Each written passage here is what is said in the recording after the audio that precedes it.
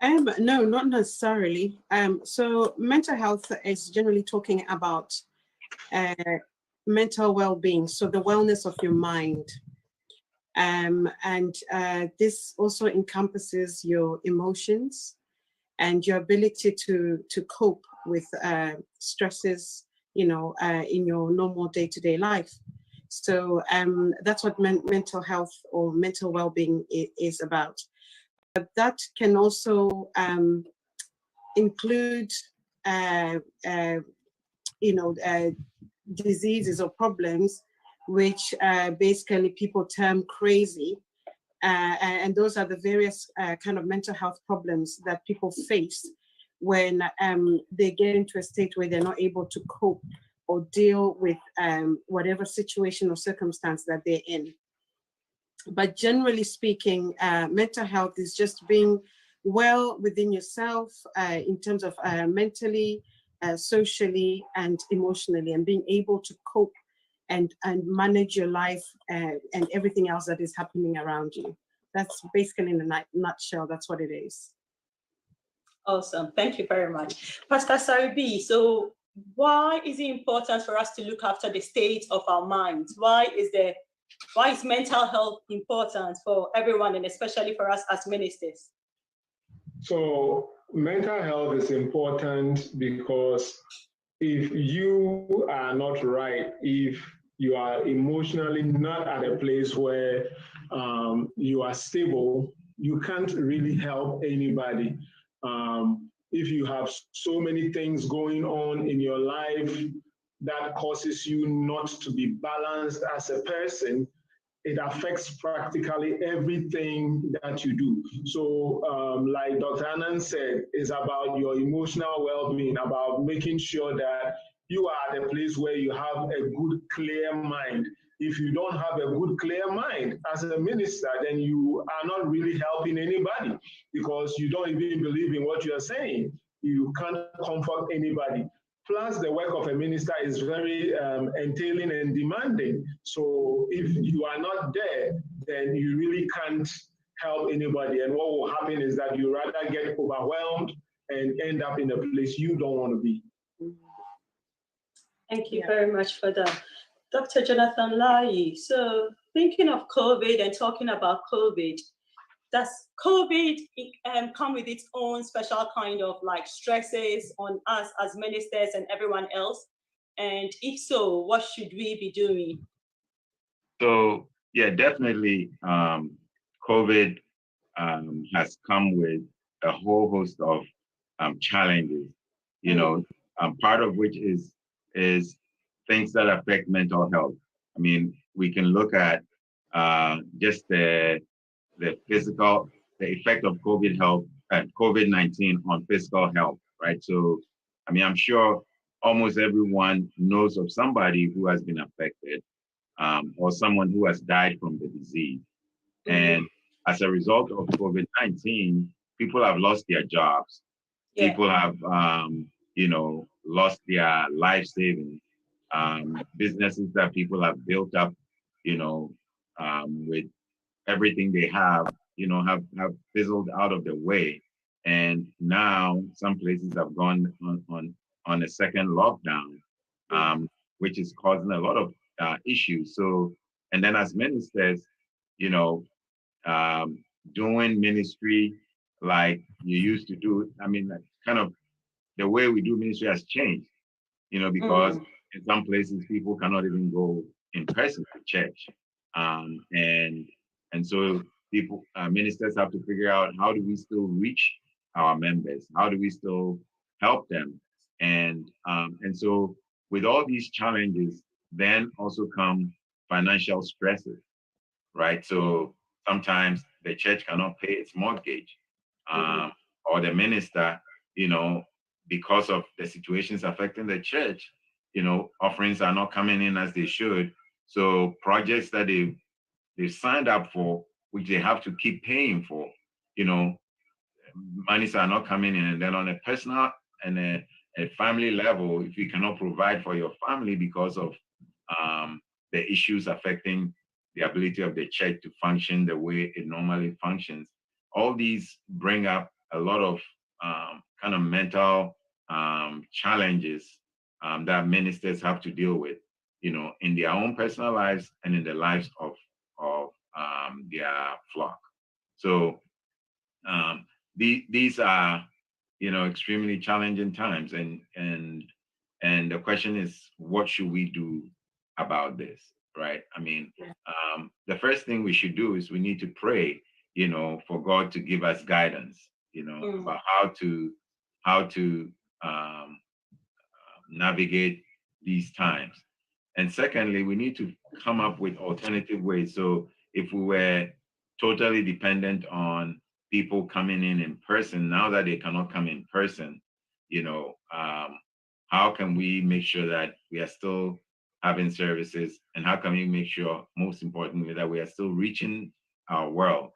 And things like Zoom and StreamCloud and Facebook Live and YouTube and other avenues, you know, have become more prominent, and we could actually take advantage of some of these to even reach a wider audience, so to speak, other than people just coming in. And so I think as we go along, we will talk about some of these things in a little bit of detail. But the important thing is that, you know, the church as an edifice is no longer to be seen that way, that we are the body of Christ as individuals, and we need to figure out, you know, different ways of having fellowship and different ways of preaching the gospel.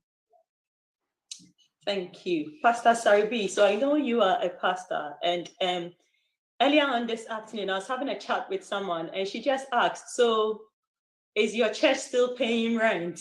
And I was like, yeah. So like Pastor Dr. Jonathan was just saying, how does the minister, the pastor, the reverend minister, the bishop, how do they deal with this challenge of still having to pay rent? But like in the UK, for instance, most of us have not been to church since March, but since March, they've had to keep paying, or if even they take a mortgage break, you have to resume at a certain point in time. So how should a minister deal with such an incident? Well, first of all, it's important to realize that there are certain things that are out of your control, right? Yes, your mortgage needs to be paid. Yes, it is true that your offerings and your tithes and contributions might not be coming in the way they should. And it can really get stressful, like you're saying, especially if your church is not a very big church with a lot of financial reserve, you know, and especially for ministers who are full-time and have to depend on the church for their income and all that. So it can really get stressful. But at some point, one has to take a break and realize that there is nothing you can physically do about the situation. All you can do is to trust and count on God. Jesus said something that, which of you by worrying can add one hair to the strand of hair on your head, you know, and there is no situation that is hopeless unless God says it's hopeless, you know, and our God is not going to tell us our situations are hopeless. Even Lazarus, 4 days after he was dead, you know, he came back to life. So again, having confidence and trust and assurance in God that he will pull through for you. Unless you as a minister, you don't believe in God yourself that God can do this for you.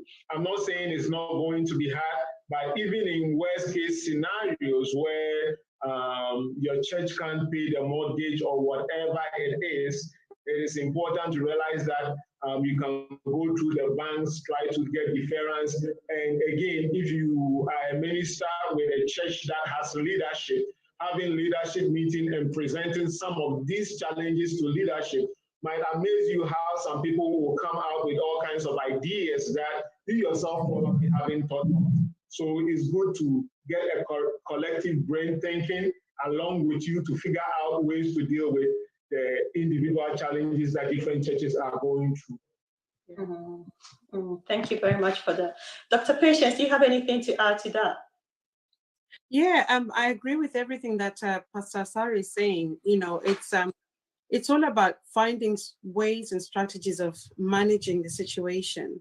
And I particularly like what you've just said, where, you know, as a minister, you can actually reach out to other leaders and, you know, brainstorm and see how you can manage things, how you can cope with the, you know, the situation, whether it's finding other ways of raising funds to pay that rent, or, you know, going to talk to the bank, or communicating with the, you know, the landlord, or whichever way means you can, you know, you can do it to help, you know, the situation and to help you cope, you know, as a leader with, you know, the current season that we're in with the pandemic.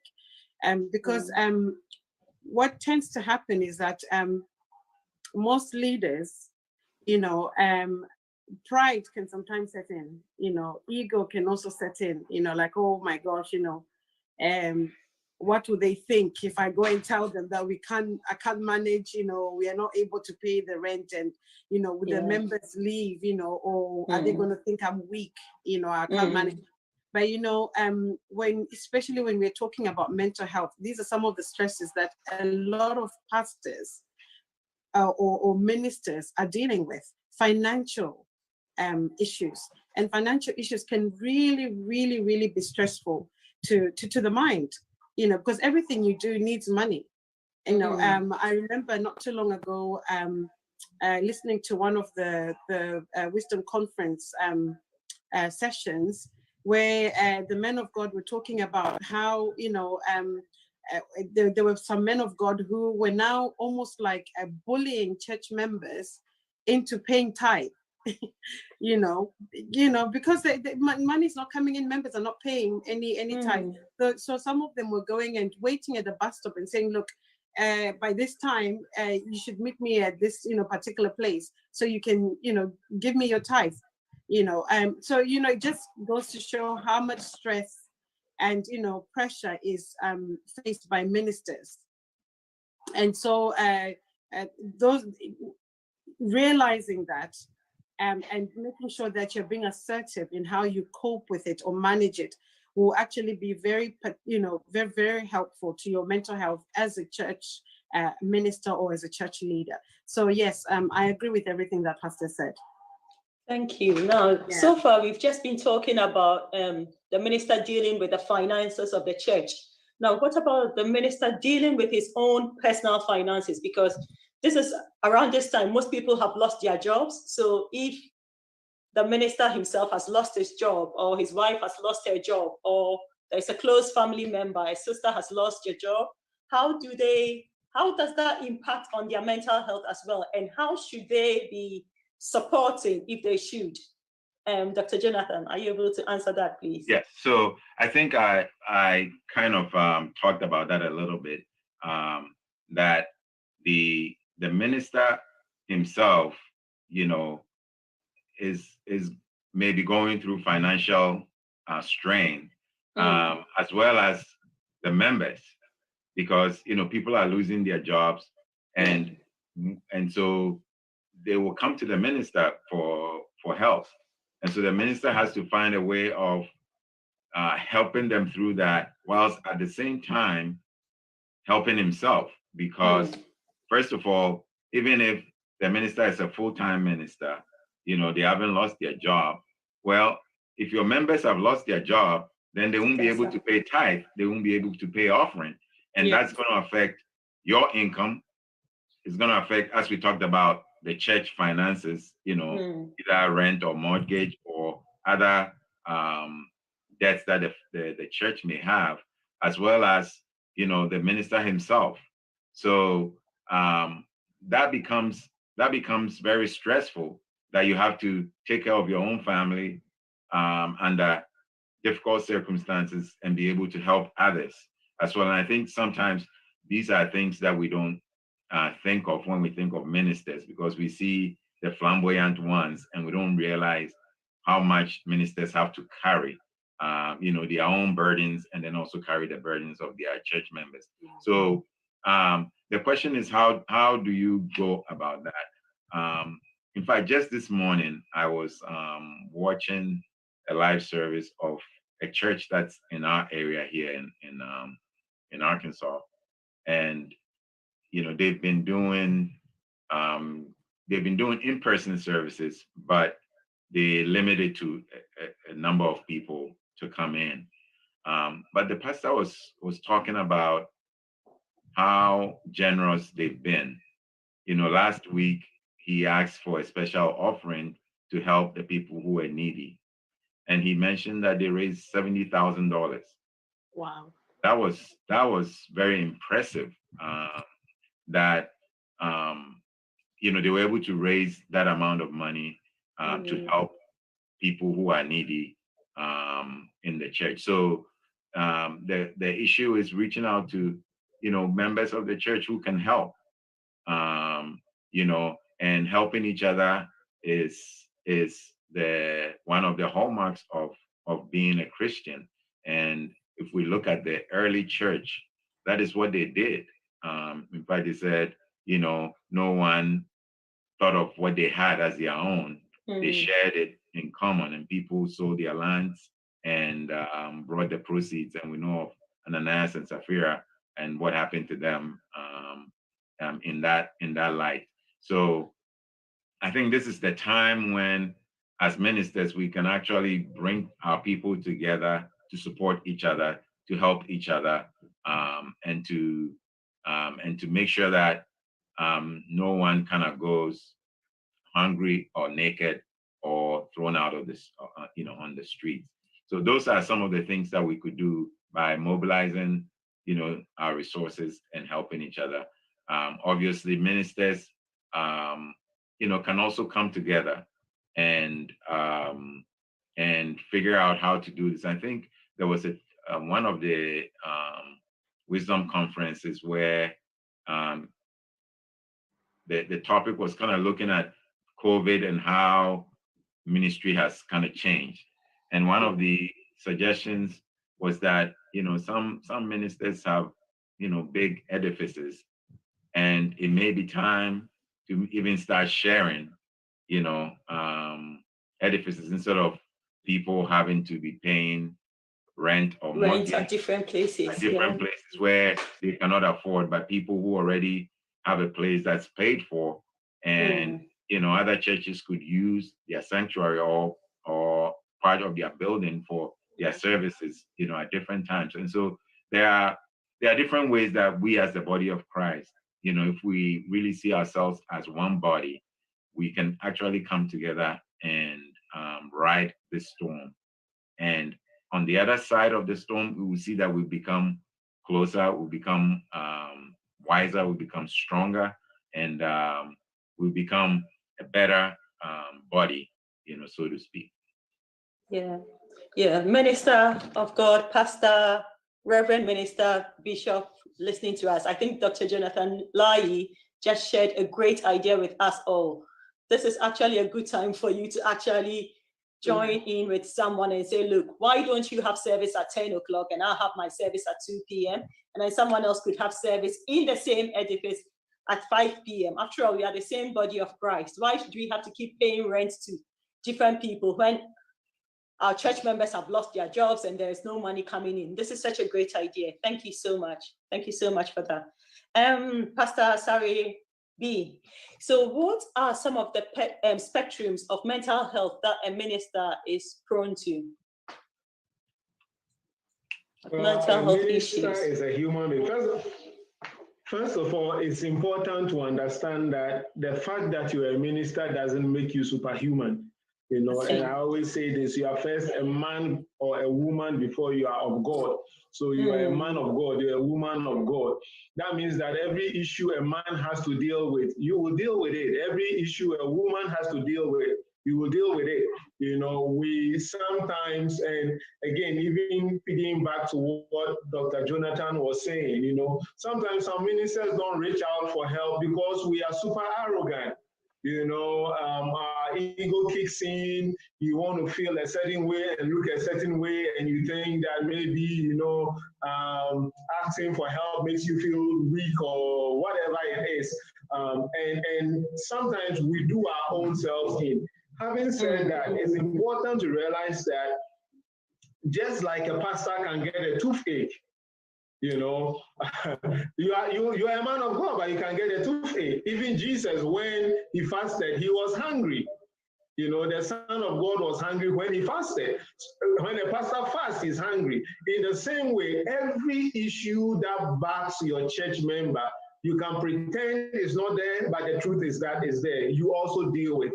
So when you talk of spectrum, a pastor can deal with anxiety. I know pastors that have dealt with the worst kinds of anxiety and panic attacks. I know pastors that couldn't even get on the highway and drive their car for 2-3 years. You know, I know pastors that have suffered from depression. They will come to church and shout in the pulpit and jump up and down, but as soon as they sit in their car and they get back home, they are dealing with their own issues. So whether it's anxiety, whether it's depression, and even different kinds of mental illnesses, bipolar disorder, you know, anything on the spectrum can hit a pastor. So we are not exempt, unfortunately.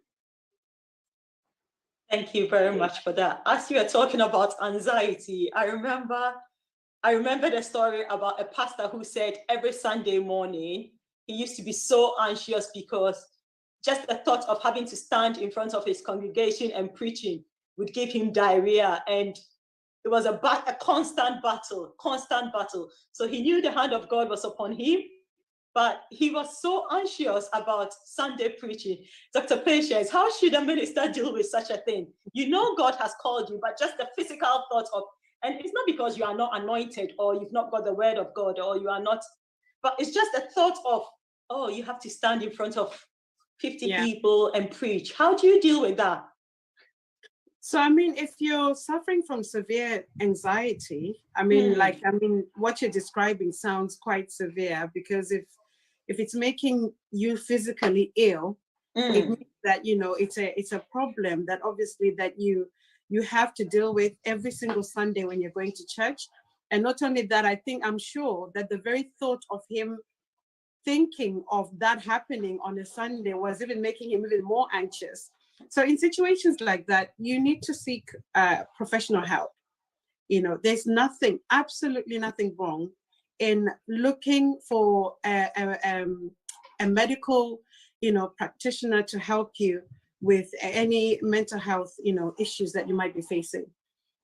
One of the problems, or one of the issues that stops people from seeking help is stigma. You know, because nobody wants to be told or to be labeled as having a problem with their mental health, you know. And so because of that, and let alone if you're a pastor and you're pastoring a church, because everyone is looking for their mental well-being from you. So if you're then turning around and, you know, they're seeing you as somebody who's needing help with their mental health, that alone will make you think, oh, you know, I don't think I need to go to the doctors. I can cope with this and deal with this on my own. So my advice is that, you know, seek professional help. Yes, you can pray, because that's the other thing as well with us Christians. It's like everything is prayer, you know, pray and you overcome, you know. But then what happens, you know, all this time that you're praying, I'm not saying that prayer doesn't work, but there are times that you do need someone to actually intervene. And with things like anxiety, there's some, you know, coping mechanisms that, you know, you can be given. You can go through therapy.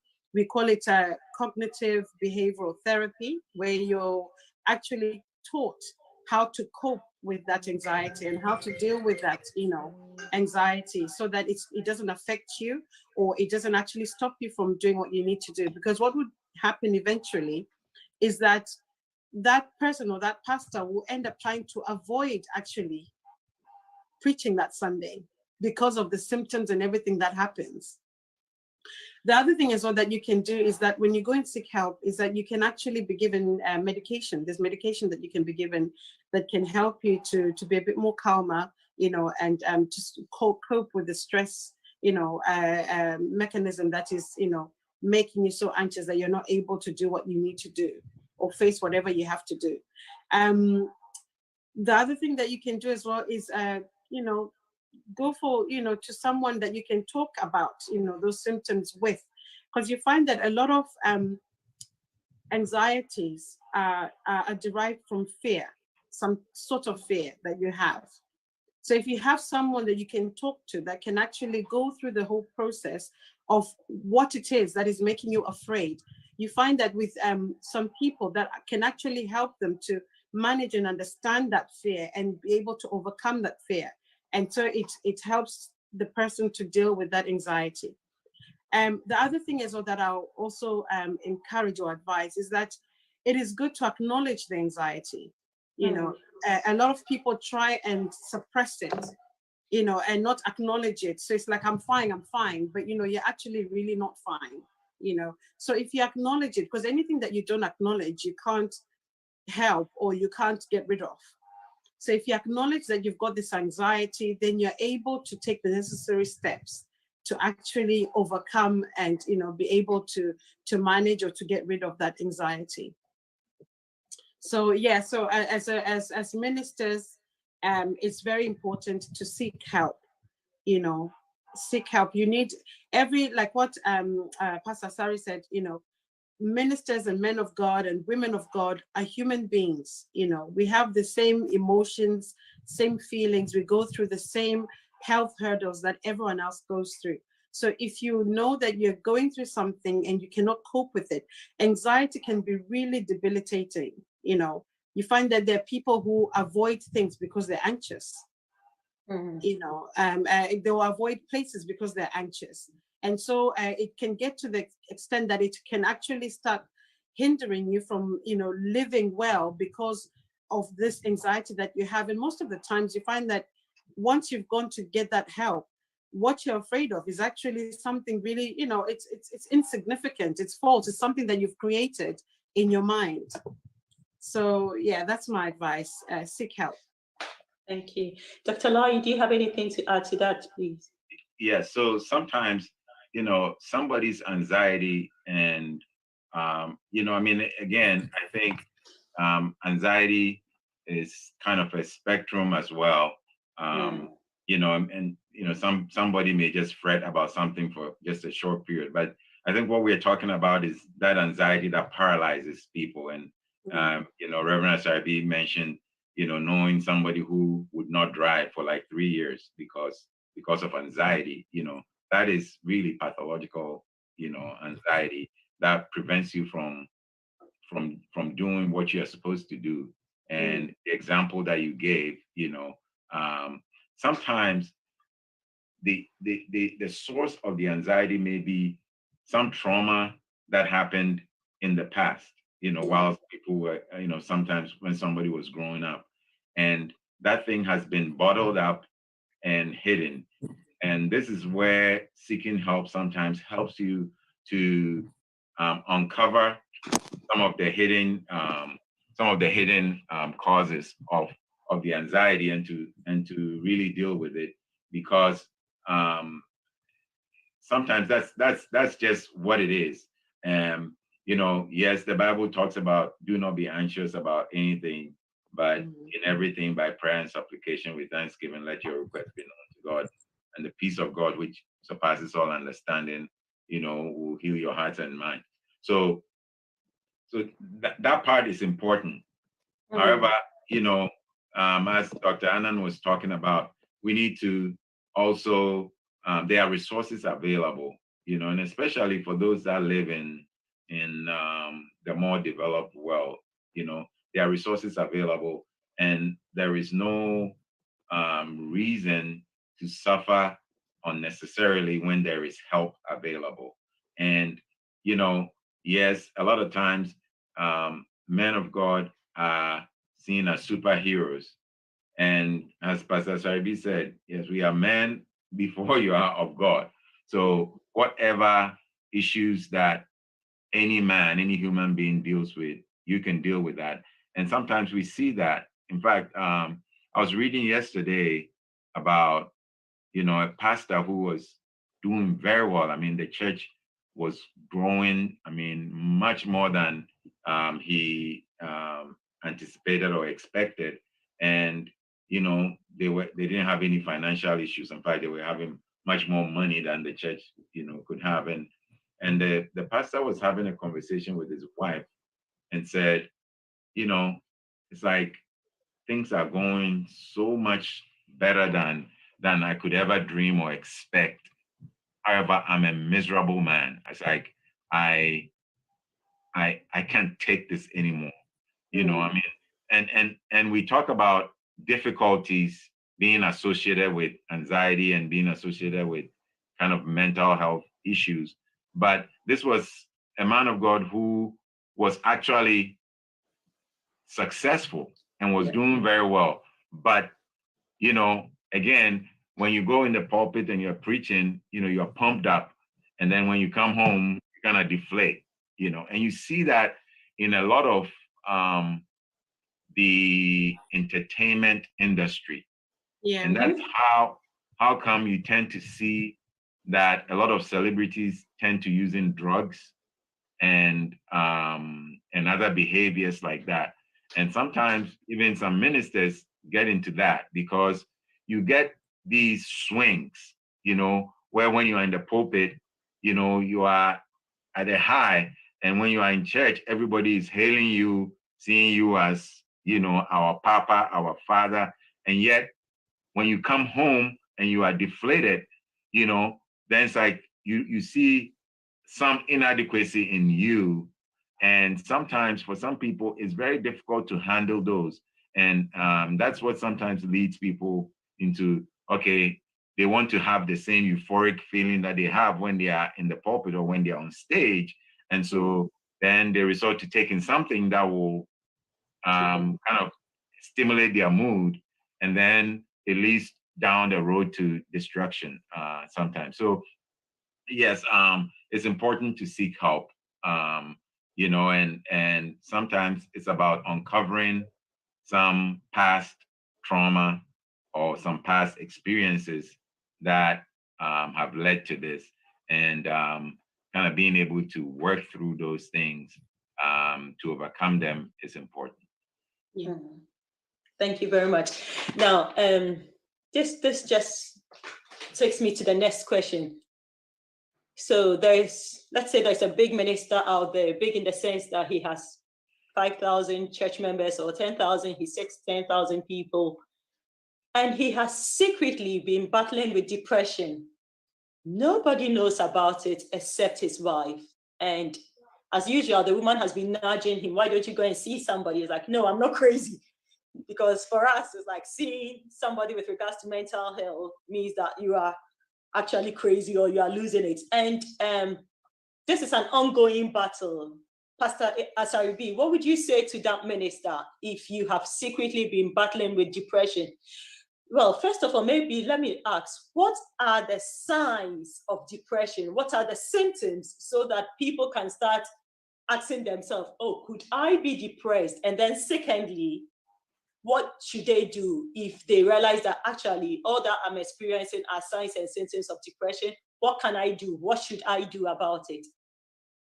So first of all, talking about depression, it is a very common disorder. I think World Health Organization picks about 300 million people suffering from depression. And I want to believe that a lot of them are pastors as well. You know, like I said, we are not exempt, right? Now, the symptoms for depression kind of varies, is not the same for everybody. Somebody may have 2 or 3 of one, somebody may, so it can go from feeling low, some people feeling useless.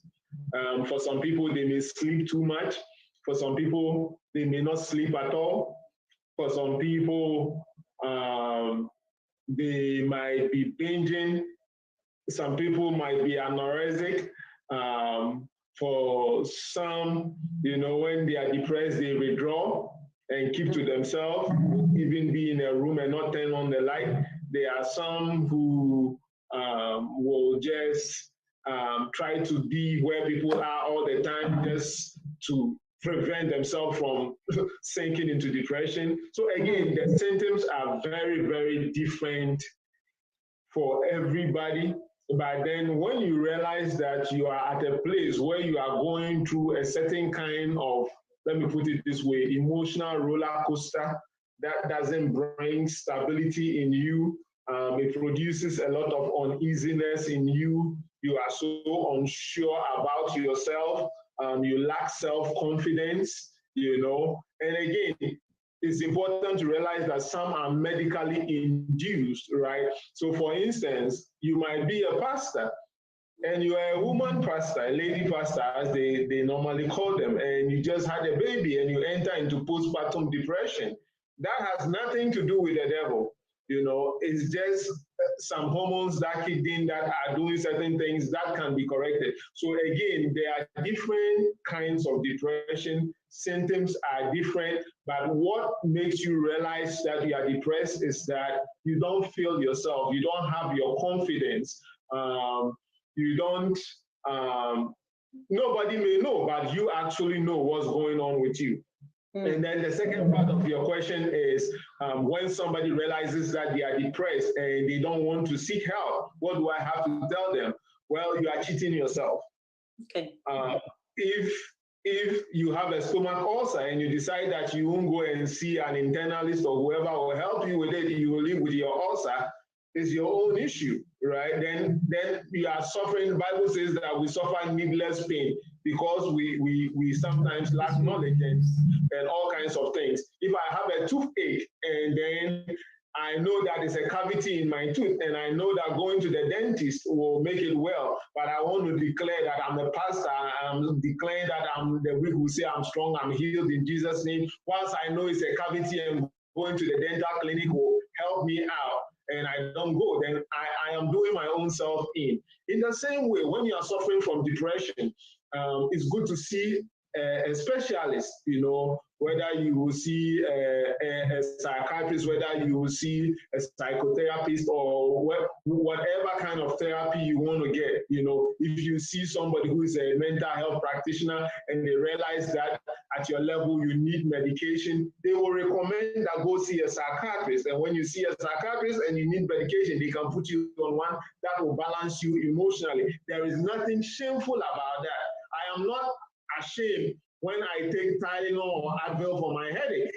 In the same way, nobody should be ashamed when they have to take something for their depression. But again, there are some too that are because of things that are going on in your life at present or from the past. That psychotherapy, cognitive behavioral therapy can help you with it. So there are different things that you can do. But if you don't seek help, right, it's only a matter of time before things get worse.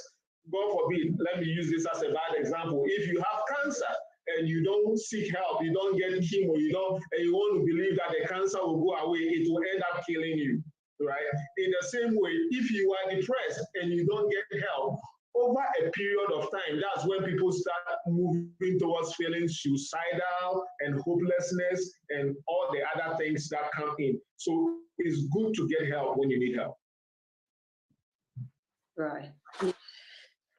So, Dr. Jonathan, do you have something to add to that?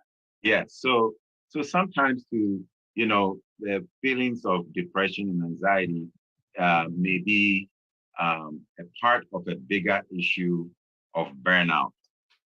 Okay. So, burnout kind of leads to a state of, kind of when you're undergoing chronic stress, right? It can lead to a state of physical or emotional exhaustion. And with it comes a lot of things, including depression and anxiety and those things. The truth is that God has made us, even God, when he made creation, he rested. Okay. Yeah. And sometimes we are made to think that we are superhuman because we have the Spirit of God. We are superhuman. And so we can just keep going and going and going and going and going. It catches up to you. It can catch up to you. Yes, you are a minister of God, but you cannot take care of everybody at the same time. And Moses, was doing that, and his father-in-law, wisely advised him. He said, "You sit down all day to judge between everybody, for the whole day, you are going to wear out, you're going to burn out. And so he said, pick from among the people, people who can take care of these issues. And then when there are the more difficult issues, then that can come to you, and which Moses did. And so sometimes, as men of God and as ministers of God, we take on too much, and we don't let other people, other leaders kind of take some of the burden or share some of the burden and share some of the work of ministering to the people. And so you can get to a point where you burn out. And, sometimes the way you see that is that, you are, you become even cynical, at people. You may lose sleep, as Pastor Saribi said.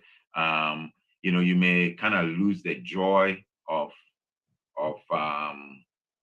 what you are doing, and the example that I gave that I was reading about, this was a pastor who was really successful. Church was growing, money was coming and everything, and yet he was miserable. He was telling his wife he was feeling tortured, and then you can have other health issues that come alongside in addition to depression and all that. So the important thing, part of it is to take rest, to make sure that you get your rest, and make sure that you have other people around you who can help carry the load. You don't have to carry the load by yourself. And then also, find some hobbies, that you can do on your off time, where you can spend time to do that. And that gives you kind of an avenue to decompress. Now, I don't want to diminish the fact that people have problems, but sometimes people can wear you out with their problems. Yeah. And sometimes, at 2 a.m., they call the pastor. He has to get up and go take care of this. And, and yet, the pastor is not getting sleep, and the pastor is not even caring for his own family, because everyone else's problem is more important than his and than his family's. And sometimes it creates even problems in the home. And we see divorces happening, and sometimes we want to blame the wife, for, like, we don't know what's wrong with her. But the truth may be that, you are carrying everyone's burdens, and you are not really even taking care of your own, and you are not seeing what is going on. And so, yes, burnout is kind of a larger issue that may, depression and anxiety and other things may kind of fall into that that sphere. Mhm. Can I add Go- something? Go on, woman of God. The other issue I think that is, I think, the main problem when it comes to depression, especially in I would say the Black community or the African community, is mental health tends not to be acknowledged. Things like depression. I've heard people say this countless times, like, oh, what is depression? Like, who gets depressed? It's kind of like there's this whole get on with it kind of attitude, So no matter how Shake it off. stressed you are, if it's a woman and she's coming and she's complaining, it's like, oh, she's lazy, she's troublesome. Nobody actually takes time to look into it, look into the details, like what exactly is the problem? Why is it that you can't cope?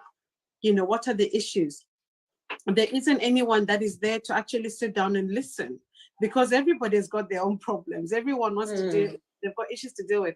So it's those kind of things that you find that people or ministers will now get to a stage where they think, well, I'm the one who's supposed to be listening to the problem. So why should I go and tell someone else that I've got About a my problem. Yeah.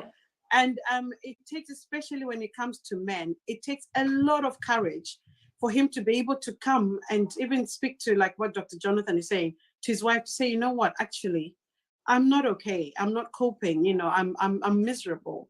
I'm really, so we need to remove the stigma. Stigma needs to be removed in the church.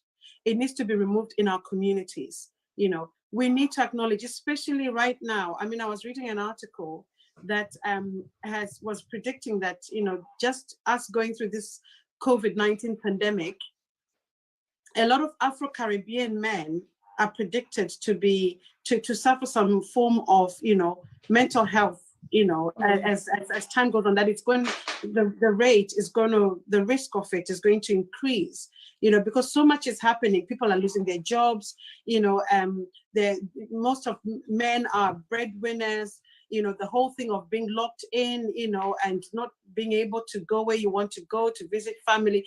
It's a lot of stress, you know, but because, you know, we can't, in our community, we can't freely express the fact that, oh, you know what, I'm feeling down, I'm depressed.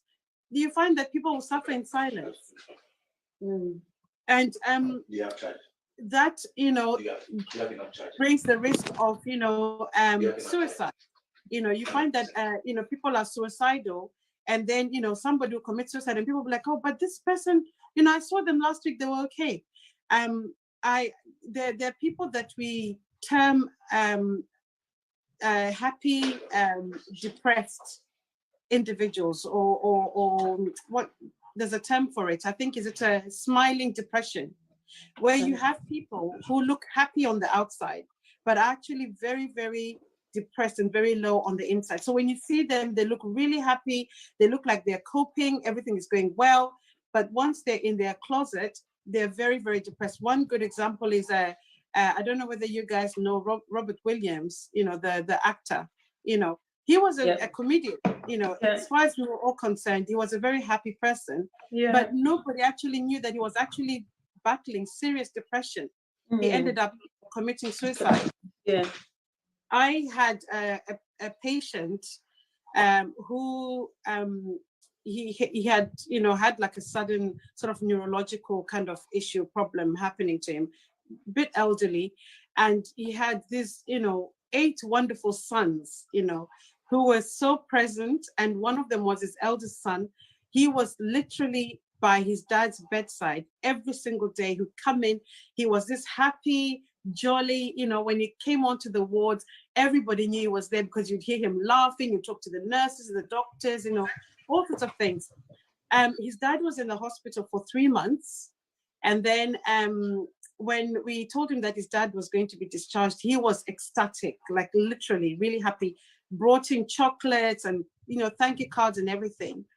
And then his dad was discharged home, and to be honest with you, for his dad to get better, it was because of him, the support he gave his father. Only for us to find out 2 days later that he went and committed suicide. Now, this is a man that everybody, I mean, we were all really, really shocked, because nothing looked wrong. He looked like he was the happiest person on the earth, but he was actually not well. He wasn't well. So those are some of the things that we need to be aware of, because there's a lot of this in our community, African people. There's a lot of this that is there within the church as well. There are a lot of people that are depressed, but feel that they can't say it or they can't express it because of the stigma that is associated to you saying that you're depressed. And not only that, but just the whole feeling of, oh, I'll be given medication.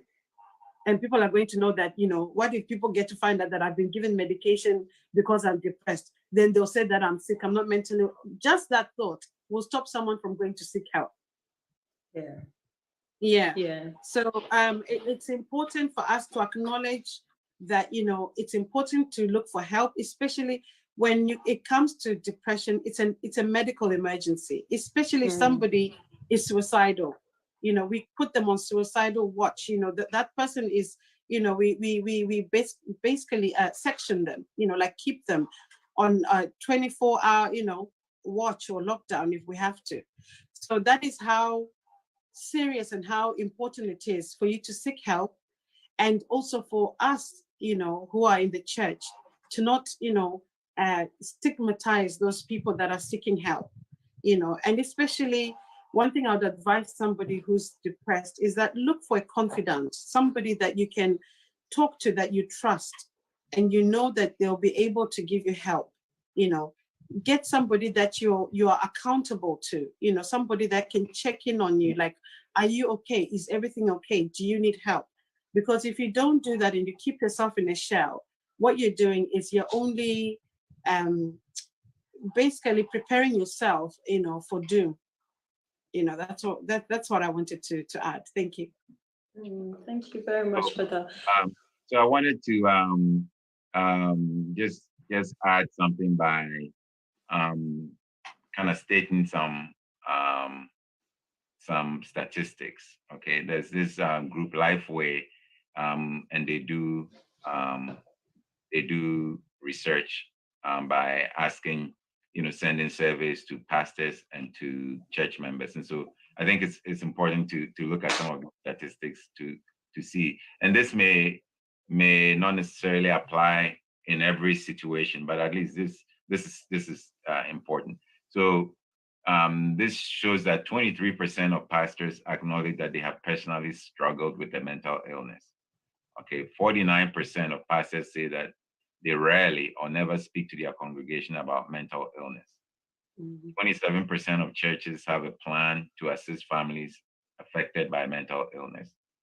65% of church-going family members of those with mental illness want their church to talk openly about mental illness. 59% of those actually suffering from mental illness say the same thing. They want their churches to talk about it. 53% of churchgoers with mental illness say the church has been supportive. 76% of churchgoers say suicide is a problem that needs to be addressed in their community. And then 32% of churchgoers say a close acquaintance or family member has died by suicide. So, I mean, it goes on and on, but just to buttress the fact that, we see mental illness as a taboo, it's frowned upon, we don't talk about it. And yet this is showing that the people in our churches want us to talk about it because it is very common. They see it in their communities, they see it in their family members, they see it even in themselves, and they wish that the church would be a safe haven where these issues can be discussed and help be given. And so I think for us for the minister, you have a great deal to do in breaking these barriers and destigmatizing mental illness. And by talking about it and making sure that you kind of demystify it and make sure that, people understand that this is very common, there is help available, and suffering from mental illness is nothing to be ashamed of. Just like suffering from high blood pressure is nothing to be ashamed of. It's not like you went and took it, it's not your fault, and once you have it, there is help available, and we need to seek help. And so I think ministers need to be the ones actually taking charge and trying to destigmatize and demystify some of these things. And I think that will go a long way to help ministers as well as members of the congregations. That's right. Thank you. So based on this, I just want to ask, how much time should we be investing in our mental health then? How much time should we be investing in our mental health? Should we invest any time in it? And if so, how much time, Pastor Saribi? We have to invest as much time as we can into mental health. Your brain is everything. If somebody gets a traumatic brain injury, they don't even function well any longer, right? If there is something wrong with your brain, nothing else matters. So that particular thing is fixed. In the same way, your brain, I'm not talking about it in terms of trauma, but I'm talking about it in terms of emotionality. You know, when you are not at a sound place, you know, you just can't operate. It affects every aspect of your life.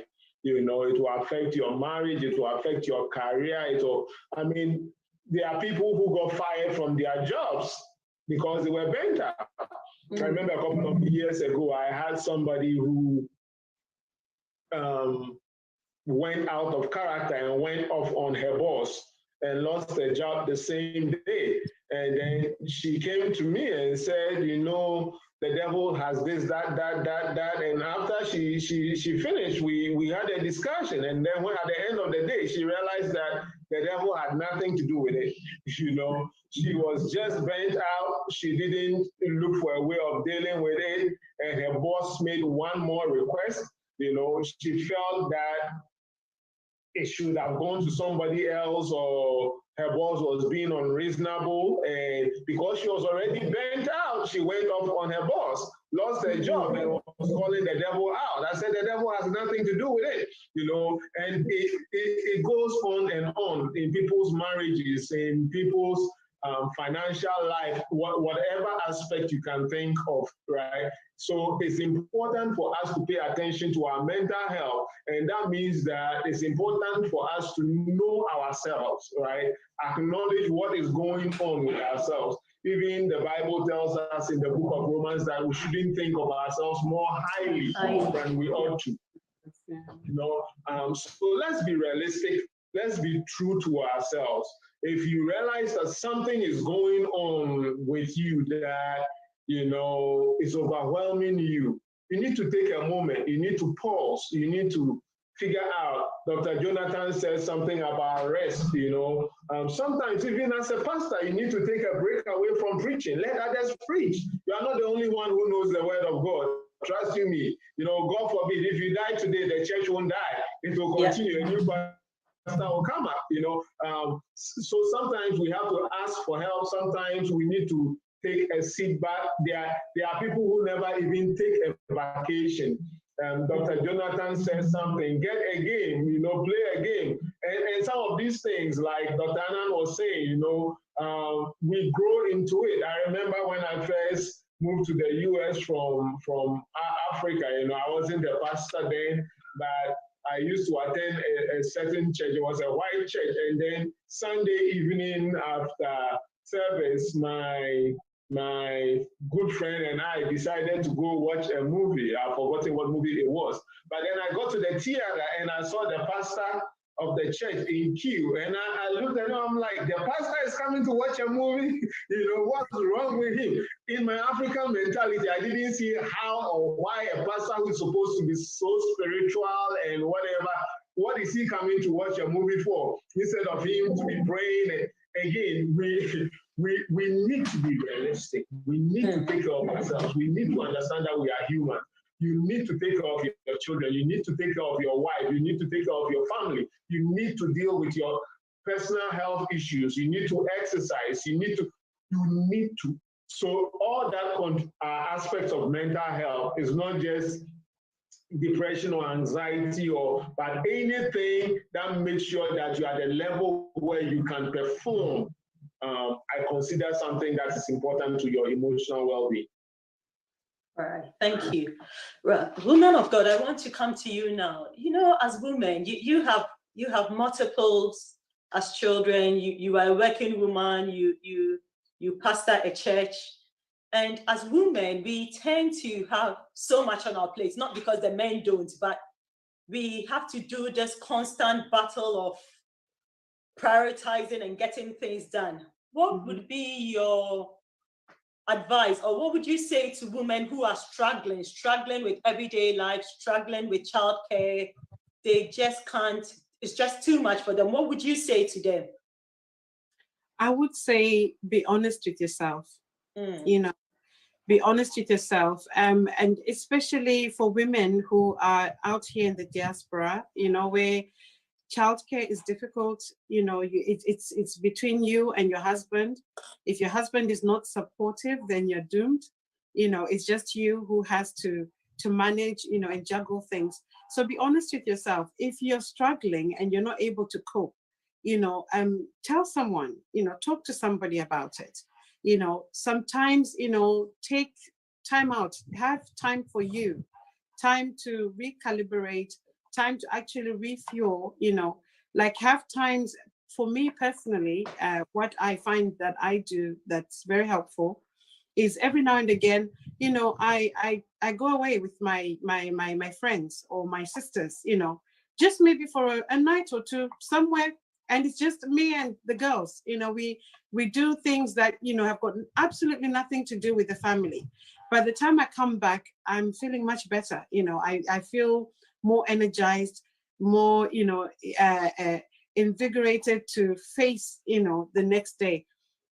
But what a lot of women tend to do is that we tend to want to be a superhero, and take everything on board and, try and do everything because, again, I'll come back again to our cultural beliefs. An African woman is, or a Black woman is expected to be this superhero who's able to look after a husband, a household, be prayerful. If you're a woman of God, be in church, take on everyone's problems, be nice. You're not allowed to be unhappy. You're not allowed to be abrupt. You're not allowed to be short-tempered. So all of those things, you can imagine, after a while, you get burned out, like what Dr. Lai was saying, and before you know it, you're becoming very anxious, you're depressed, you're lashing out, some women become, very, irritable, short-tempered. And do you know who ends up suffering those, defaults is the children. The children. Because the children end up getting all the nasty, backhanded, effects or character of their mom, because their mom, it's not because the mom, wants to do that, but it's because she's so stressed out.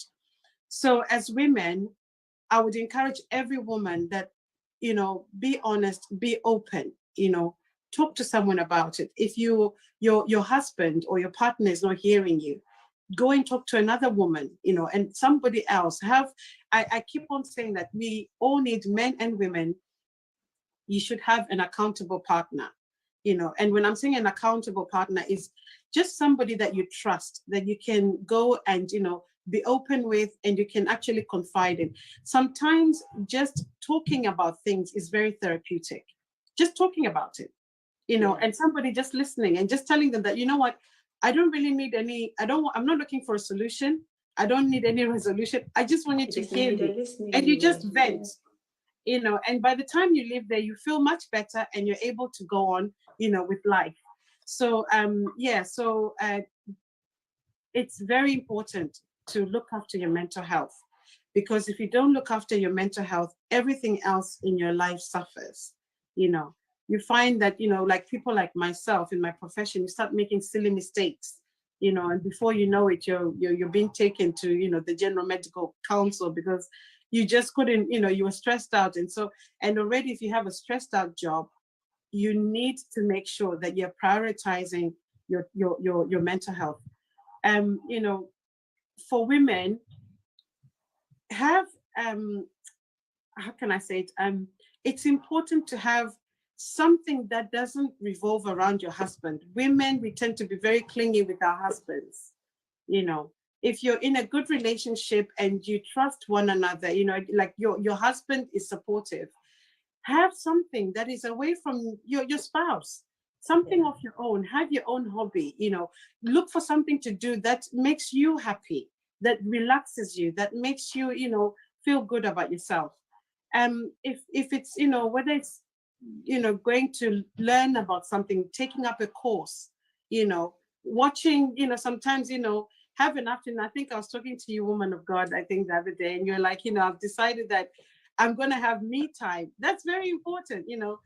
Tell everybody, you know what, leave me, I'm going to close the door for maybe a couple of hours and I'm going to be on Netflix, I'm going to watch a movie or something. But by the time you come out, you feel, back to normal again, and you're able to deal with, the stresses and things that are coming on in life. So yes, that's the advice I have. Yeah. Thank you so much for that. So, woman of God out there listening to us, I think there should be no guilt associated with having some time to yourself, having time to distress, having time with girls, just doing what you love to do, just finding yourself back, giving yourself some self-care. Yeah, go to a spa. There's nothing, and it shouldn't necessarily be expensive things. So you could just do little things, just be home all by yourself if that's what you want. And I tend to enjoy that. So sometimes my husband will just take the kids out, and then I'll just be home by myself. And that to me is priceless, because it gives you time to just rejuvenate and to get your energies back. Gentlemen, I'm not sure if you have anything to add to that. The men can also go for a spa if they want to go. They can. Yeah, I mean, I think, you know, it's very true that, you know, we need to take care of our mental health. I mean, we've, you know, the last time we talked a lot about, you know, some of the scriptural basis for the mind. You know, we talk about the mind is the battleground, right? That's where all our battles are won or lost. And you know, Paul told Timothy that God has not given us the spirit of fear, but of love, of power, and of a sound mind. So we know that as a man thinks, so is he. I mean, and if your mind goes, then everything else goes. So part of maintaining mental health is some of the things that we are talking about, like healthy habits, right? Exercise, sleep, you know. And sometimes we think, oh, if I sleep, it means I'm weak. I need to stay up all night and pray. Well, you know, Jesus did that sometimes, but that's why when they were in the boat and there was a storm, he was fast asleep. He was sleeping, He was sleeping. Why? Because he hadn't slept all night. So, you know, you have to have time to sleep. I mean, you have to sleep and build yourself up. Otherwise, you know, you go, and then you get to the point where you burn out, or you get to the point where then, you know, you start then sliding. And because you've built that machismo persona of, you know, I don't sleep. I just pray all night and I do it. Then now when you're having problems, then you find it difficult to seek help, because everybody sees you as the, you know, the macho man. And how can the macho man, you know, have problems and seek help? So, you know, we've talked about several things, you know, having hobbies, you know, taking time for yourself to rest, taking vacations. I'm really bad at that, but, you know, I mean, you know, taking time and, you know, de-stressing. And like Pastor Sarbi said, you know, if something happens to you today, that church or that ministry or that job will continue. And sometimes we think that without us, nothing will happen, but you'll be surprised. And that's also why it's important for us to build other people up who can take over from us, or when we are not there. So for example, if you have to take a vacation, you know, if you've actually trained other people who can manage things whilst you are away, you know, then you don't have to carry all the load, and you'll be able to kind of have these times when you can refresh yourself and then come back and be even a more effective minister. Yeah, thank you. Pastor Sarbi, do you have anything else to say? I think it's I think so. frozen. I think so. I'll say okay. That it's important for us also to realize that it is okay not to be perfect. You know, it is okay. It is okay not to be perfect. You don't have to be perfect. You know, I don't know how many people have had to say that to again and again and again, and especially men of God and women of God. You know, you are not God. You are not an angel. You know, it is okay. It is okay to make mistakes. I'm not saying live in mistakes, but it's okay to make mistakes. You know, it is okay to forgive yourself. You know, especially men of God, women of God. When our church members mess up, we are always eager to tell them, oh, it's okay, the grace of God abounds for you. But then when it is you, you know, you just can never forgive yourself. You know, if you're a woman of God, you read about virtuous woman and you want to be all the attributes that are in there. It is okay if you are not everything that is in there, you know. So let's accept ourselves for who we are, and even in setting goals, let's set realistic goals. You know, you are not an angel, and so don't try to be one. You are human, and you make errors, and it is okay. Accept yourself for who you are. Don't just feel like you have to have it all. It's okay. Thank you. I think that sums it up beautifully. It's okay. It's okay to have some imperfections. Sometimes I see young moms and I just look at them and I smile. And I smile because I ask myself, why are you trying so hard to resist being helped, to resist the help that is coming to you? And you really want to create the impression that you've got it all together, but really, at a point, you have to just get your priorities right and ask yourself, which one is more important? If you are well and the baby is fed, cut yourself some slack. Go and have a nap. Go and have some rest. Do something you love to do. Your world shouldn't come to an end because you've just had a baby. And do something that you love to do.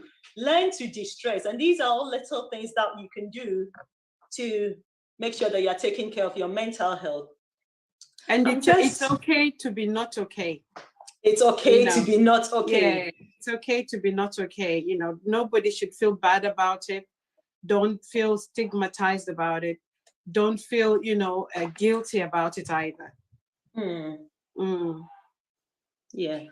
Can I just add one more thing that I think that the church needs to be aware of? We also need to make sure that we are keeping an eye on the young, our children, like the young teenagers, because they're also, prone to suffering, mental health issues.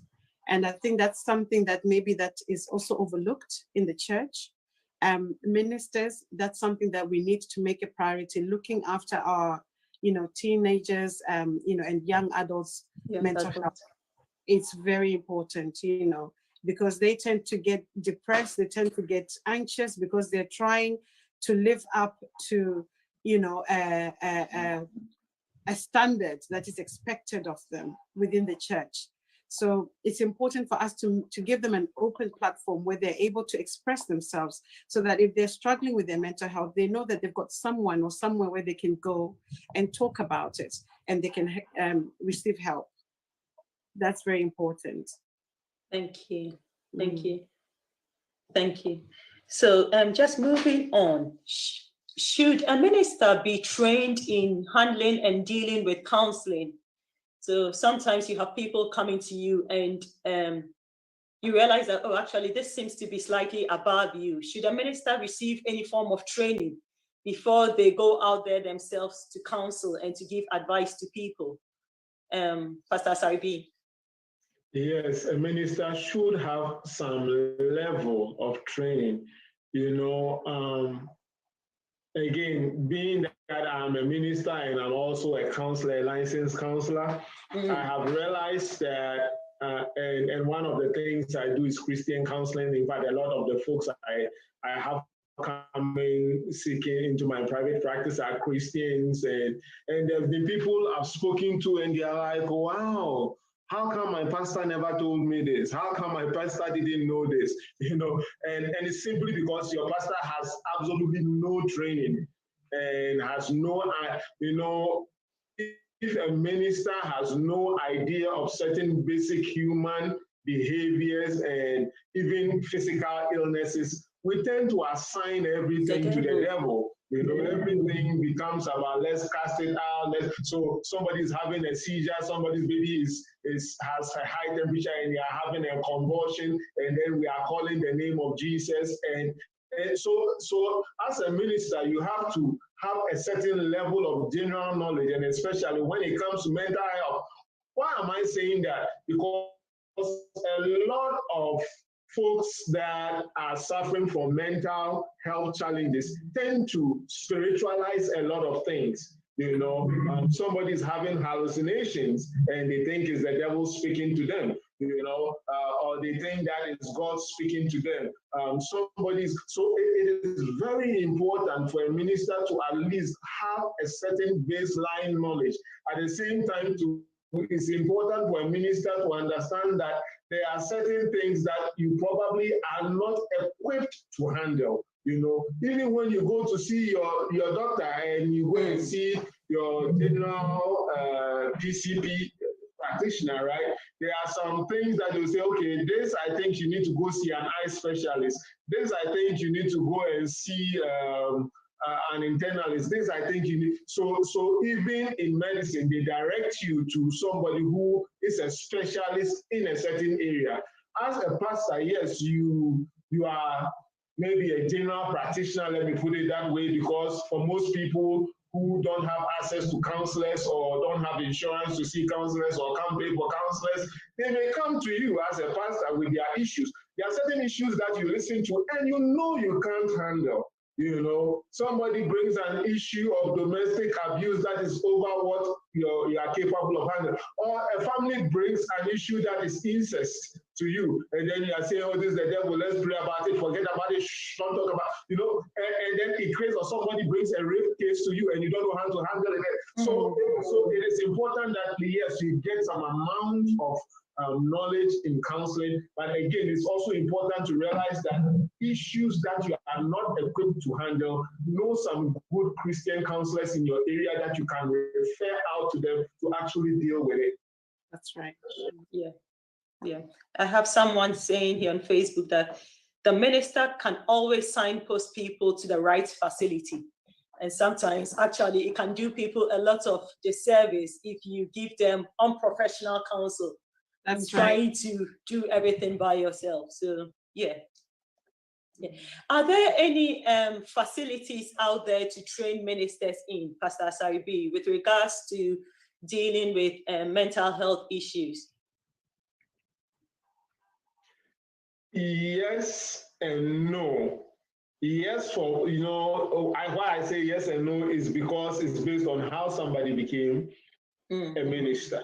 There are people who sometimes go through official schooling, either a Bible school or whatever, to become a counselor. And in some of those kind of curriculum, they channel in a little bit of general psychology in there and human behavior in there, and they teach you some aspects of behavior for you to recognize certain things and to better equip you to deal with certain issues, or to be better equip you to refer out or whatever it is. So in those kind of formal trainings, I would say yes, right? But then there are also those who are called to ministry who never go through any Bible school, who have different educational background, they know nothing of human behavior, and they are also in ministry, and they are doing counseling with no form of formal training. You know, so for those people, there are always good Christian organizations out there that are training in biblical counseling. Or if you are called to ministry and you believe that this is a full-time ministry for you, there is no harm in putting yourself into one of these diploma courses or degree courses that train ministers. Because what I realize is that a lot of those courses, though it might not go in detail, you know, actually gives you a certain idea or certain skill set to formally counsel as well as refer out, right? And then even if you don't want to do any of those, there are a lot of workshops that happens in every state, every locality, every area that you go or that you find yourself in that is related to pastoral counseling or mental health. And it is good to enroll in some of those kind of trainings to kind of get a good idea. Let me give you an example. Last year, I attended one by ACCA, American Christian Counselors Association in Tennessee, It was a 3-day conference. And even though it was pastors, there were a lot of psychologists, there were a lot of mental health professionals, and they taught things that I believe that every pastor should know. Yes, it's a little expensive, but then your church can even pay for you. And I was happy to see churches had sent people in there. I believe there are similar things in the UK, in Nigeria, in Ghana, wherever you find yourself.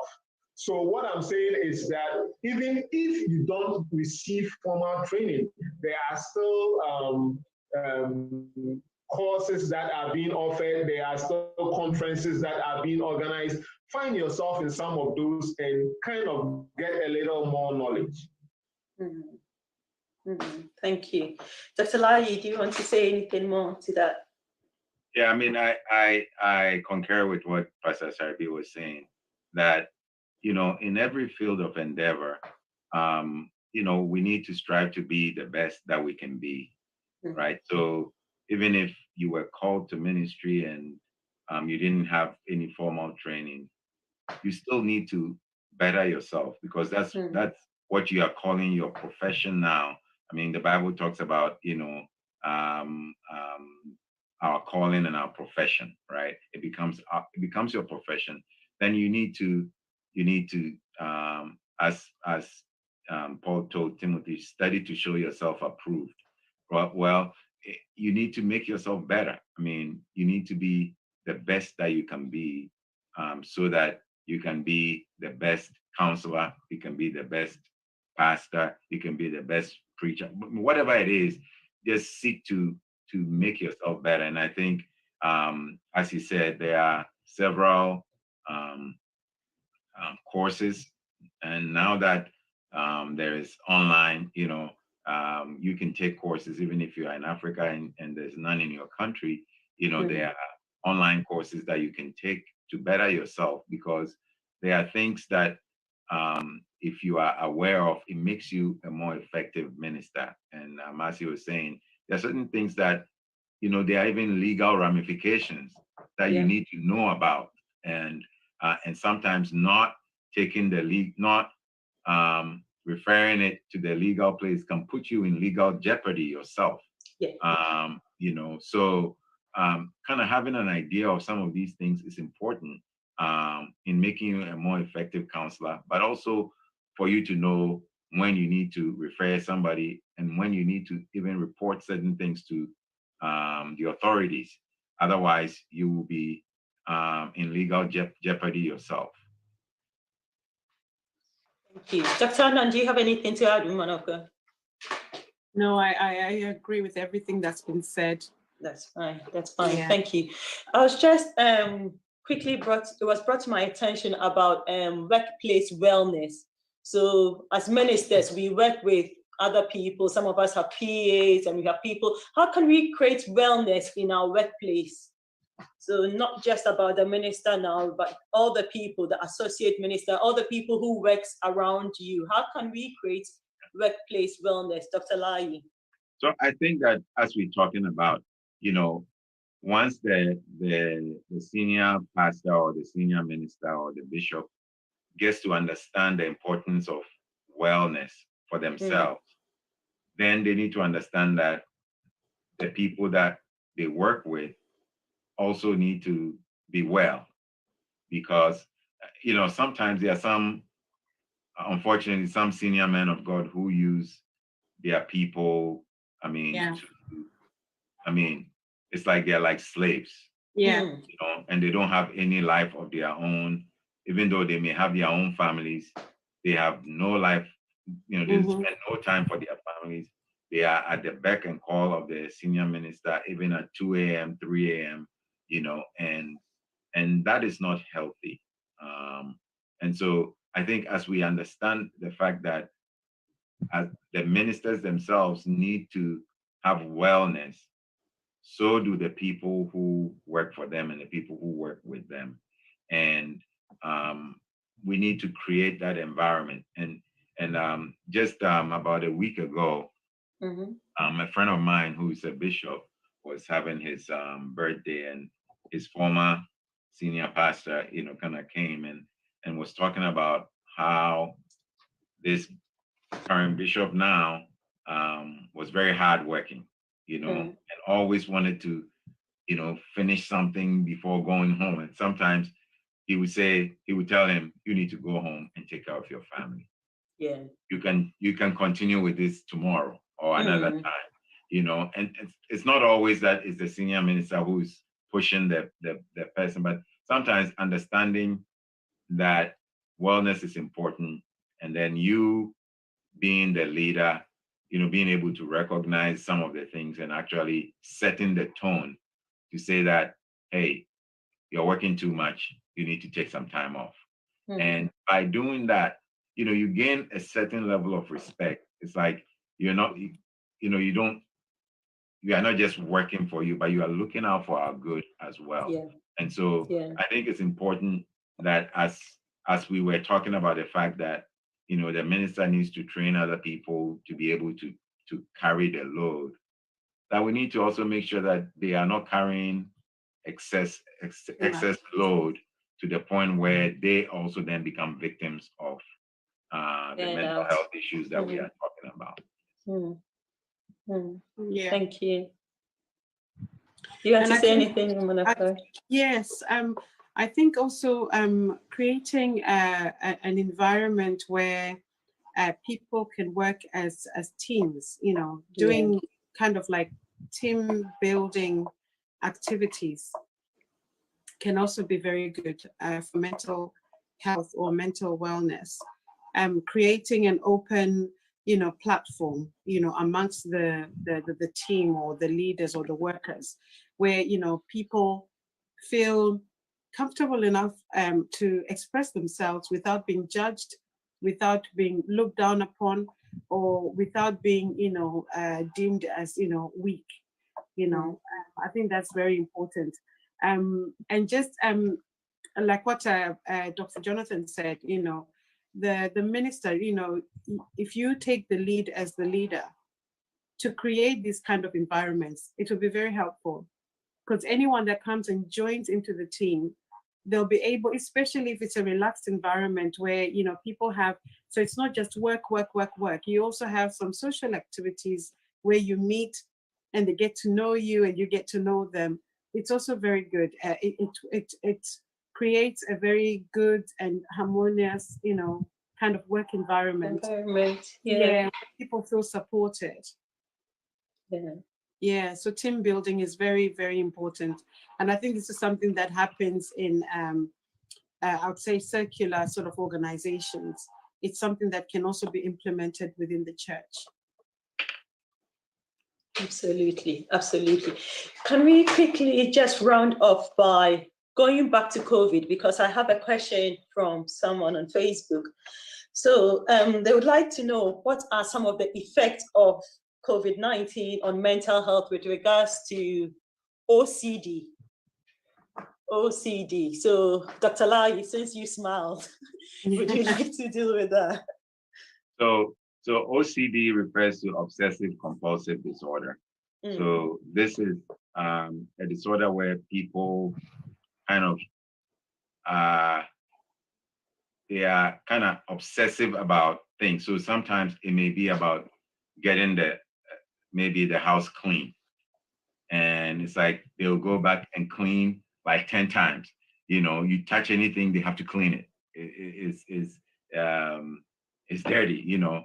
And it can get to the point. I mean, sometimes people use it. They use the word loosely, OCD, to mean that they pay attention to detail. Yeah. Right. And I'll just give a small example here.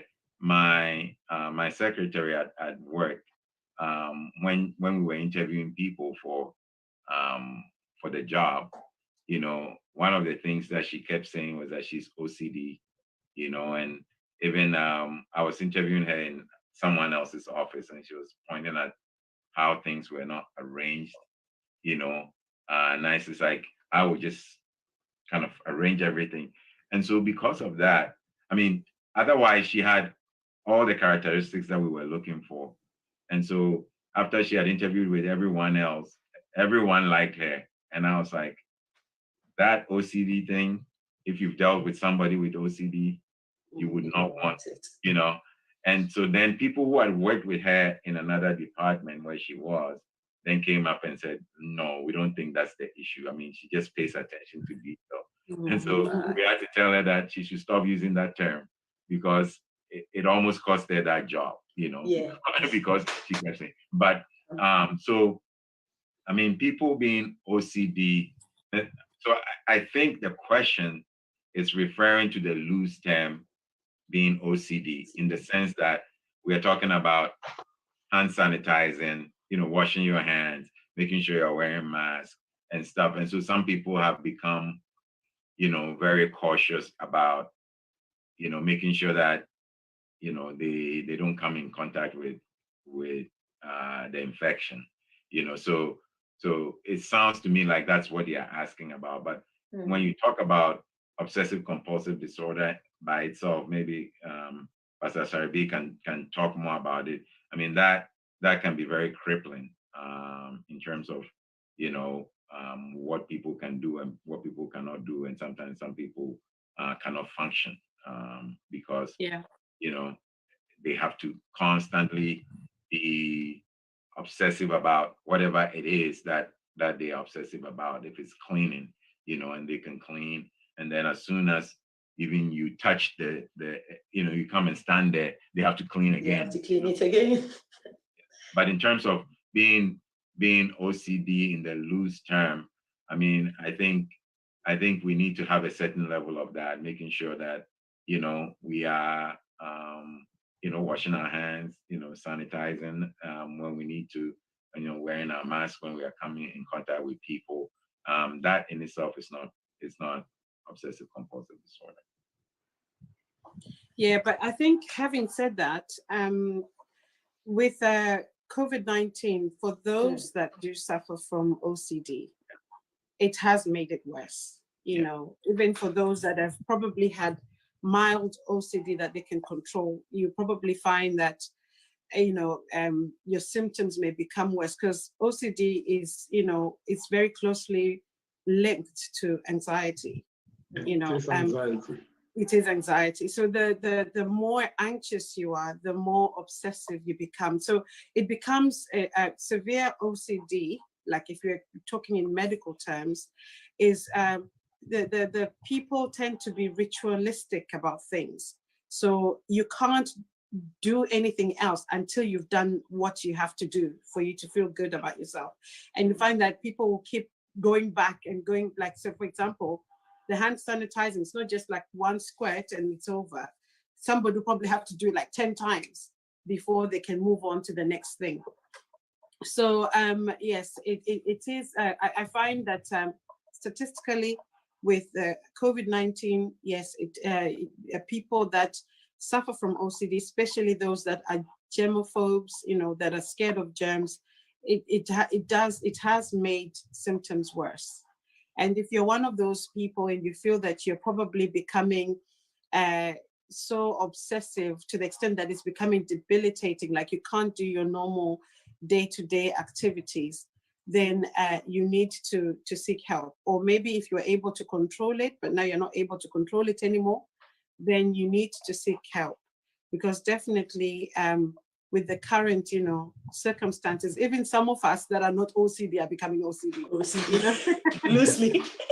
Loosely, like what Dr. Lai said, you know, loosely, you know, you start panicking, oh my God, I haven't, you know, hand sanitized. If you've got children, oh my God, you haven't washed your hands, you know? So yeah, so yes, I would say yes, definitely COVID-19 is making people with those conditions much worse. And so if you feel that, you know, the symptoms are not under control, seek help. Thank you. Thank you. Pastor Saribi. Yes. You want me to respond to the same? Yes, please. Okay, if you do. So again, like Dr. Jonathan and Dr. Anand said, you know, I believe probably the person is talking about it in terms of loosely, but if you're actually truly suffering from OCD, then you need help. you know, the obsession. It can be anything. This time, of course, it's common to be a germaphobe or whatever it is, right? So the obsession is when it's so strong to the point where you can't contain yourself. The ritual, which is the compulsion that Dr. Anand was saying, is what you need to do to calm up down the anxiety that is going on within you. So if you feel like, hey, I can't touch my face, I can't do this, I can't do anything, I have to go and wash my hand. Typically, somebody suffering from OCD may go to the sink and they may wash their hand with the hottest water that can ever come out with soap forever till their hands are turning into sore. You know, they are using sanitizers to the place where their skin is cracking and all that, and they just can't stop it because they are obsessed with this idea of germs and they have to keep on with the compulsion. At that point, if you are truly OCD, it will begin to interfere with your life because you might have sores on you, or you might. So when you are at that level, there is no help than to seek help. I mean, at that level, you can't handle it yourself. But I think that because of the virus and we knowing that it can spread through the air and through touching things and whatever, it makes everybody a little more cautious. You know, so everybody probably now you have a sanitizer in your car, in your jacket, in your house, at every corner of your house, whatever, you have a sanitizer. That might be linked to what is going on. And so that is okay, because it's not actually interfering with your life. You are being cautious, right? Now, why more people are feeling this way, again, is also because they watch too much media. You know, you are listening to the news. I stopped following how many people are dying now because, I mean, it's crazy. And this number of people are in the hospital and 2,000 people got diagnosed today. And this, so when you keep on feeding your mind with that, it continues to create the fear and the panic in you. And what's happening also is that a lot of people have more time to themselves during this COVID time. About 75 to 80% of people are now working at home. So you are no longer in that traffic, you know, which takes your mind off other things where you are angry at the other driver or whatever it is. You no longer get to do all that. You are no longer doing the everyday things. So you tend to have more time, right? If you have more time on your hand, then maybe you may see your dirty floor more often. Maybe you may see every little cobweb that hangs in your house more often. Maybe you may see something that needs to be cleaned more often. That is absolutely normal, and there's nothing wrong with it, you know. And it's not only OCD that has increased, a whole lot of things. Couples are fighting more because now they are spending more time with each other. You know, and now you are beginning to pick up on all the other annoying behaviors that you could avoid because you didn't have to stay and live there with them all the time. I have people in therapy right now because the wife can't stand the husband's chewing, it's too loud, you know.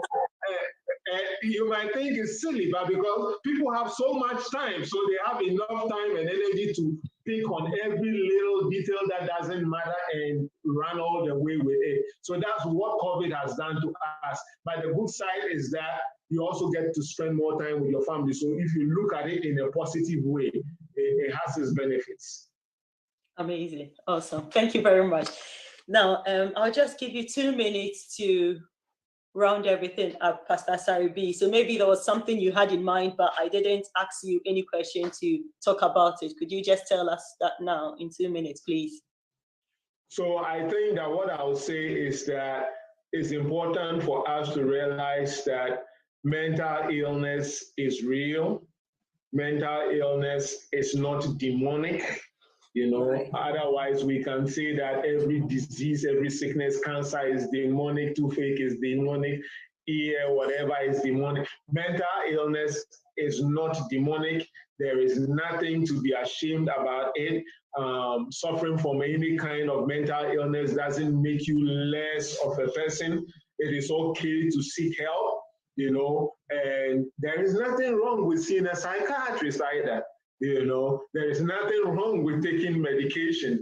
And if you are a man of God and you are overwhelmed, ask for help. It's not a form of weakness.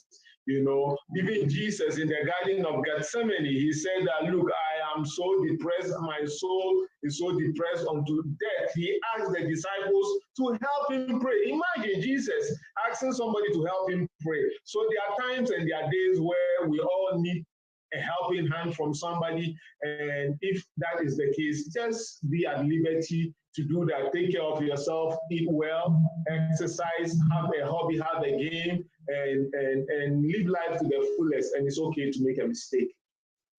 Thank you. Thank you. That's a very good one. Woman of God. What I'd like to leave with people, like what Pastor Sari said, you know, be mindful of what you're letting into your mind. You know, that plays a big part or a big role of your mental well-being. It's okay not to be okay. So, you know, you are your biggest, supporter, or you're the one, it's only you who can look after you. You know, so if you realize that you're not coping, let somebody know. I'm a strong advocate of having an accountability partner, someone that you can go and speak to and say, look, I am not okay. This is what is going on. I need help. You know, it's very important. And ministers encourage, you know, people to talk about mental health. Be on the lookout for people suffering from mental health, especially adolescents. Look at them, watch them, and encourage them to open up so that these things can be dealt with. Let's call each other. Let's look out for each other, you know, especially now during this COVID-19 pandemic. You know, just pick up the phone and call someone. You know, and this is not just for ministers, but just us as a Christian, as Christians, you know, the Christian body as a whole. If you haven't heard from someone, pick up the phone, call them, ask if they need anything, ask if they're okay, because you find that now everybody is kind of introverted. We're all looking into ourselves and trying to deal with our own problems. But you find that if you reach out to someone, they'll actually be able to tell you that, you know what, I actually need this and that to cope. And then the last thing is, let's continue to pray. God has not given us the spirit of fear, but He's given us the spirit of courage and love, you know, and prayer conquers all. So in the midst of you seeking for help, keep talking to God, and God will help you to get through it. Thank you. Thank you. Dr. Lai.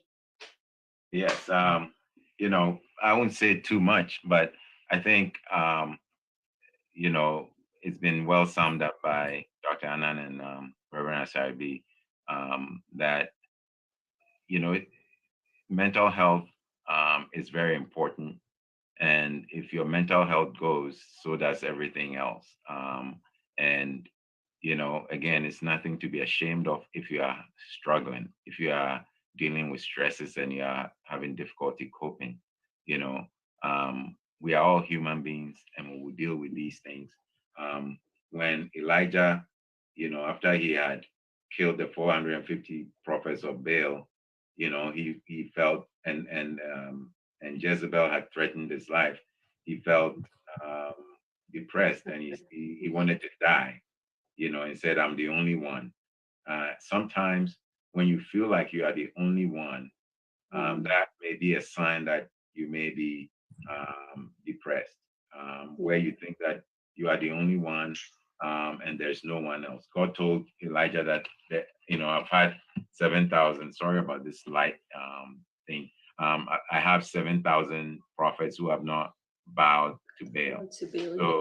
So don't ever feel like you are the only one to carry the load, that you are the only one who's going through something. There is help, and it's always important to seek help. And you know, regardless of who you are. I mean, again, we've mentioned Elijah and even Jesus himself, who came. He said, you know, in the volume of the books, it was written, you know, I came to fulfill your will. I mean, he knew why he came.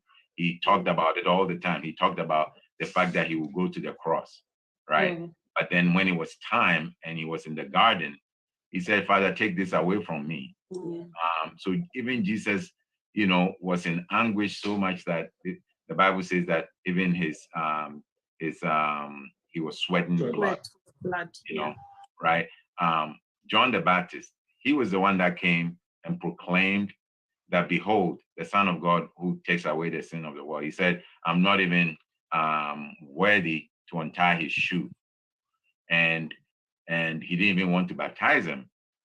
But then when he had been arrested and he was in jail, he sent his disciples to come and ask Jesus, are you the one, or should we be looking for someone else? Right?